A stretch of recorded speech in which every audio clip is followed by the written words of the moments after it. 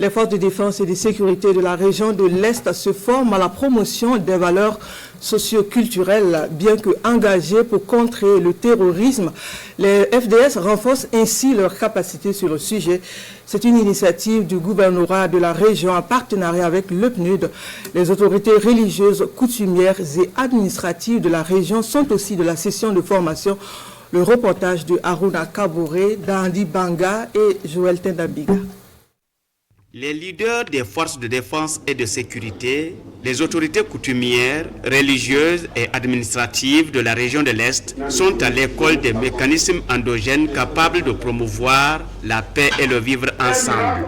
Pendant 3 jours, les communicateurs vont se pencher sur les thématiques en lien avec les us et coutumes des différentes communautés vivant au Gouloumou. La construction de la paix et de la réconciliation nécessite une concertation et une bonne collaboration entre les populations et les forces de défense et de sécurité, porteuses de cohésion et de progrès.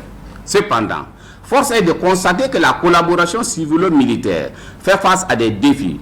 Ces défis sont d'autant plus grands que cette collaboration est souvent entachée d'allégations d'exactions et de stigmatisation de certaines communautés. Ces allégations touchent la plupart des régions à fort défi sécuritaire comme l'Est. À cette session de formation, les participants ont, à travers la présentation des modules des conférenciers, bénéficié d'un aperçu historique, organisationnel, politique, économique, socio-culturel du Gouloumou.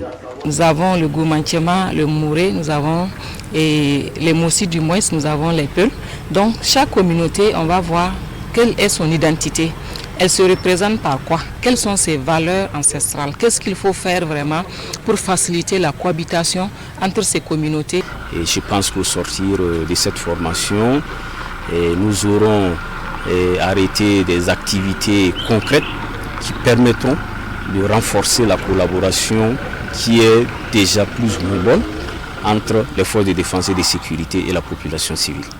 Soutenu par le programme des Nations Unies pour le développement, cette session de formation est l'initiative du gouvernorat de la région de l'Est en collaboration avec le Collège des sages et de médiation pour la paix et la cohésion sociale.